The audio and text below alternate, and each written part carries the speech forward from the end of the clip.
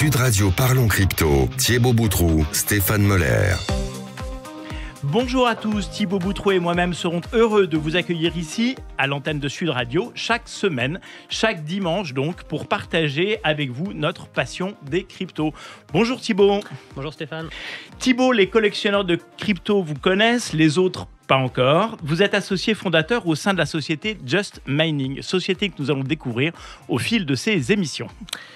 C'est ça, et Stéphane, du coup, les auditeurs fidèles de Sud Radio reconnaissent certainement votre voix puisque vous animez chaque soir l'émission Conseil de famille à 19h20 sur cette antenne et vous êtes associé au sein du cabinet de conseil Wealth Management et accessoirement, si vous êtes ici avec moi, c'est parce que vous avez une appétence toute particulière pour cet environnement fabuleux qui est celui des crypto-monnaies. Et oui Thibaut, et chaque semaine, nous allons échanger autour de cet univers passionnant.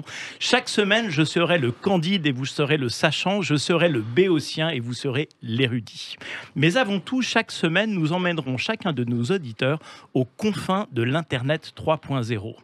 Et nous tâcherons de comprendre quels usages on peut faire de toutes ces blockchains, de tous ces tokens, de toutes ces cryptos. Nous en expliquerons le mécanisme et les usages. Nous verrons en quoi tout ceci va changer notre monde. Car oui, c'est bien de cela qu'il s'agit. Si nous étions les frères Bogdanov, cette émission s'appellerait Temps X. Alfred Hitchcock nous inviterait à entrer dans la 4e dimension. Dans cet univers, nous sommes à la fois les personnages du film Ready Player One et de Matrix. Bref, nous vous invitons à découvrir l'Internet 3.0. Car oui, l'univers dans lequel nous allons vous projeter va changer notre monde. Les usages des blockchains et des crypto-monnaies vont faire converger vos rêves les plus fous et nos pires cauchemars. Aujourd'hui, comme chaque semaine, cette émission aura 2 parties. Un premier temps, pendant lequel tous les deux, Thibaut et moi, ferons le tour des nouveautés de cet univers passionnant. Et en seconde partie, nous discuterons avec notre invité du jour, Benoît Huguet, qui est cofondateur du Journal du Coin, le média francophone numéro 1 sur ces technologies et surtout l'un des plus anciens bitcoiners, je ne sais pas si c'est comme ça qu'on dit, français, qui, comme vous pourrez le constater, est un passionnant personnage de l'univers crypto. C'est ça, bon résumé. Et donc, vous l'aurez compris, notre rôle ne va pas être de vous faire un cours de trading ou vous délivrer quelconque conseil en investissement. L'idée, ça va être de comprendre, d'essayer d'aller un petit peu en profondeur dans cet environnement fascinant, d'essayer d'un petit peu de modestement démystifier toutes ces technologies, de vous faire comprendre en quoi il s'agit d'une révolution, en quoi cette révolution est déjà en marche, comment elle va impacter votre quotidien, comment elle va impacter la société. On va essayer, voilà, épisode par épisode, de rentrer dans les détails, de vous faire à chaque fois découvrir une thématique différente et de rentrer un petit peu plus et vous donner pourquoi pas envie d'aller plus loin. Alors en fait, si j'ai bien compris Thibaut, tout a commencé avec le Bitcoin.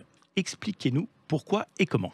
C'est ça. En fait, tout commence en 2008, donc dans le contexte qu'on connaît, 2008, crise des subprimes, une crise financière qui va laisser une trace importante dans le monde entier et qui va poser un problème et entraîner une certaine défiance, une perte de confiance envers le système bancaire tel qu'on le connaît actuellement. Et on a des gens qui vont commencer à réfléchir à des alternatives, à se poser, de dire bon bah si demain notre système financier ne répond plus, qu'est-ce qui va se passer? Comment on réagit à ça? Et il y a un groupe de personnes qui se sont rassemblées sous le pseudonyme Satoshi Nakamoto, qui vont imaginer un nouveau système, une nouvelle alternative qui permet en fait d'échanger de la valeur de pair à pair, donc de particulier à particulier, sans qu'on ait une nécessité d'avoir ce qu'on appelle un tiers de confiance au milieu de la transaction pour en certifier la véracité.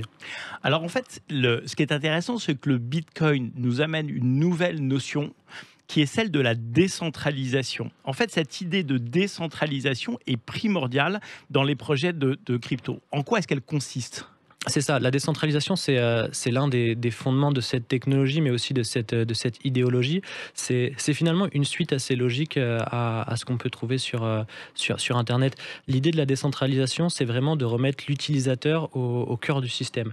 La décentralisation, ça veut dire qu'il n'a pas d'entité de contrôle qui va gouverner le réseau. La gouvernance, donc la capacité à prendre des décisions, à émettre des lois, elle est vraiment remise aux mains des utilisateurs du réseau. Alors, en fait, c'est digne d'un roman de science-fiction, mais en même temps, c'était déjà un peu l'esprit des pionniers de l'Internet de l'an 2000. Moi, j'ai vécu cette période, je suis plus âgé que vous.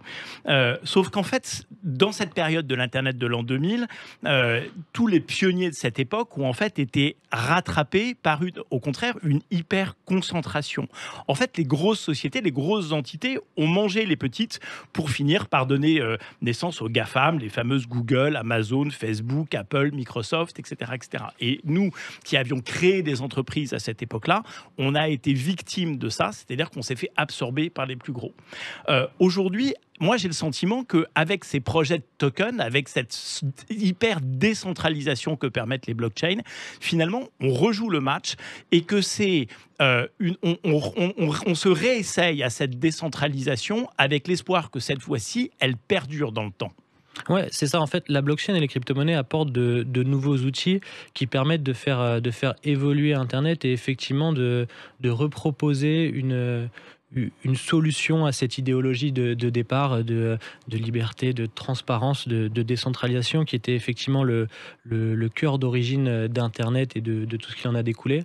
Là où la blockchain et les cryptos réussissent un tour de force, et notamment Bitcoin réussit un tour de force, c'est que le système a été pensé et imaginé de manière à ce que à aucun moment ce soit économiquement rentable pour quelconque acteur de prendre la main sur le réseau et de le contrôler dans son entièreté. C'est plus rentable de le laisser fonctionner et de le laisser aux mains du réseau parce qu'il y a un volet de transparence qui fait qu'on ne peut pas en abuser. Un espèce de cercle vertueux en fait qui pousse tout le monde à aller dans le même sens.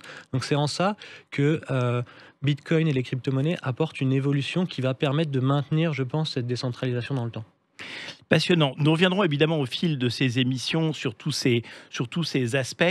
En fait, depuis la création du Bitcoin, il y a un peu plus de 10 ans, il s'est passé tellement de choses. Cette décentralisation, elle est apparue dans tellement de domaines. Les métaverses qui ont été rendus célèbres par le changement de nom de Facebook en Meta et le film Ready Player One, dans lequel le héros se promène entre monde réel et monde virtuel.